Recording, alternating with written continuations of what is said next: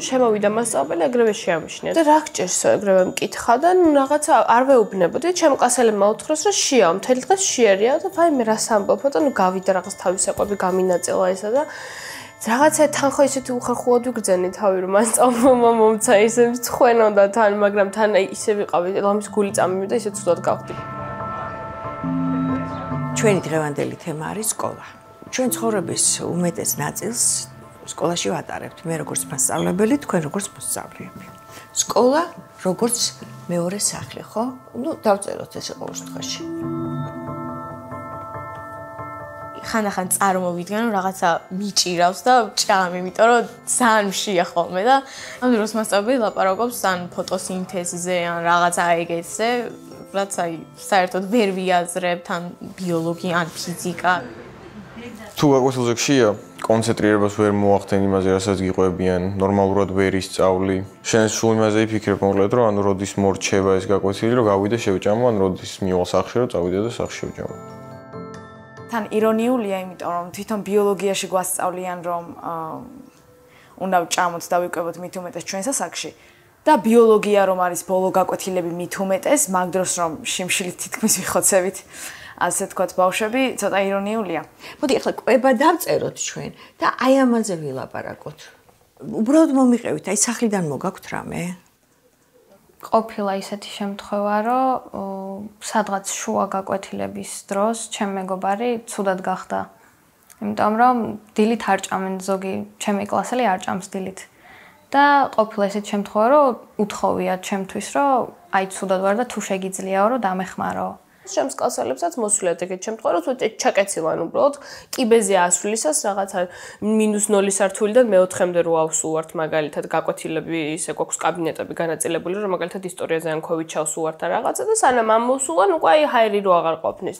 ჩემ კლასში არა, მაგრამ პარალელ კლასში რო მეგობრის სანახავად შევდივარ, თუ მაგ უფლება და რომ შევდივარ და ვნახულობ, რომ სხვები ჭამენ, ერთი არ ჭამს, მაგრამ მაგასაც რო შეა, მე მწყინს. აი დახმარება, ხო?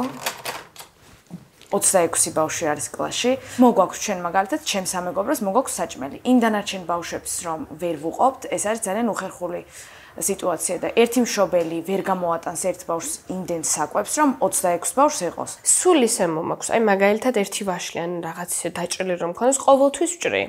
და ისე მივდივარ უბრალოდ, აი შენ ხო არ გინდა, იცი რა კაია, აიღე. ან რაღაც ისე ხუმრობაში ვაწვდი, რომ არც იმან იგრძნოს უხერხულად თავი და რაღაც არც მე ისე არ გამომივიდეს, რომ მეწოდება რაღაცა, მაგრამ იდეაში ეგრე არის, ხა როგორ გინდა შენ საკუთარ მეგობრს, რომელთან ერთადაც ამდენი წელი გაატარე და მიგობრობ და იცი, რომ შია რანაირად გინდა შენ უკვე გადაგივიდეს ყელში ესე რო იტყვიან. მაგალითად ჩვენ მეგობრებიდან ერთს მაქვს საჭმელი და ვიყავთ ძირითადად ლუკმად.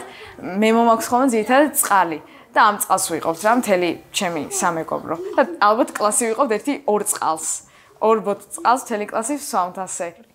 სკოლა უნდა იყოს ადგილი, სადაც ყველა იქნება ერთმანეთის თანასწორი. და არ იქნება მითითება და ასე ვთქვათ იმისი თქმა და ეს არ იქნება სათქმელი რომ აი მე რახან დღეს მაგალითად ფული გამომატანეს სკოლიდან მე შემიძლია საკვების ყიდვა და შენ არ შეგიძლია. აი ექსკურსიაზე წახვედით ხო სკოლიდან. აი რამდენად ღირებულად მიგაჩნია თუნდაც რომ ძალიან არ გაიწეწონ მშობლები აი ამ დროს. ექსკურსიები პირადად ჩვენ სკოლებში არის დამოკიდებული ვის რა მოაქვს და რამდენი მოაქვს. იმაზე არის დამოკიდებული ბულინგი, რომ ერთს რო ვერ მოაქვს ხელებში უყურებენ ბავშვები ერთმანეთს. მაგალითად მე შეიძლება იმ მომენტში არ მქონდეს იმის საშუალება, რომ ეს კონკრეტული რაღაცა მოვიტანა. ნამდვილად ეთანხმები. მეორე შეიძლება ამის საშუალება არ მქონდეს. ვფიქრობ, რომ სკოლა უნდა ახერხებდეს და აგვარებდეს ამ ყოველფრის ორგანიზებასაც და კი. გეთანხმები, კი. ჩემი აზრით ექსკურსიები ზედმეტად არის ორიენტირებული ანუ სუფრაზე ასე ვთქვათ რა. კი, ანუ ზედმეტად ბევრი ფული იხარჯება ჩემი აზრით სუფრებზე და და ბავშვების აზრით ბავშვების აზრით დიდად არ არის გათვალისწინებული ასე ვთქვათ ექსკურსიებზე და ძირითადად არის რაღაცნაირად ჭამაზე ორიენტირებული. გასაგებია. კი ბატონო. ფული დღეში გჭირდება ალბათ 10 ლარი მაინც, რომ ნორმალურად ადამიანმა ჭამო. მშობლებსაც უჭირთ, რომ ჩვენთვის თქვათ საჭმელი იყიდონ. სახლშიც რომ მიხვალ, თქვათ მომავალი დღისთვის საჭმელი წასაღებად, რთულია რომ ესე ყოველდღე გათვლილი გქონდეს სკოლისთვის საჭმელი. რა გინდა, როგორ გინდა, რა დაგანაყრებს, როგორ დაგანაყრებს, ასე რომ ჩემი აზრით აუცილებლად უნდა იყოს ელემენტარული მაინც როგორც არის ხილბოსტნეული. ელემენტარული, რომელიც ჯანსაღია, შეიძლება სახში არ გქონდეს ისეთი ჯანსაღი საჭმელი, შეიძლება გქონდეს თუნდაც წვნიანი და წვნიან სკოლაში ვერ წაიღებ, ხო? ეხლა იმას არავინ არ ითხოვს, რომ რაღაცა ძვირიანი უნდა გააკეთონ. მაგრამ ჩვენი ზოგადად ქვეყნის ბიუჯეტიდან, ეკონომიკიდან გამომდინარე, ბევრი რაღაცის გაკეთება შეგვიძლია კვებასთან დაკავშირებით, რომ უფასო იყოს ბევრ სკოლაში, მაგალითად, თუ ყველაში არა და ბევრში მაინც. ხანდახან ყოფილა რომ მეც ყოფილვარ ცუდად და ჩემ კლასელებს უყიდია ჩემთვის საჭმელი. ესე ვეხმარებით ხოლმე ერთმანეთს და ზოგადად ჩვენი კლასი ძალიან შეკრულია. და ვეხმარებით სულ ერთმანეთს.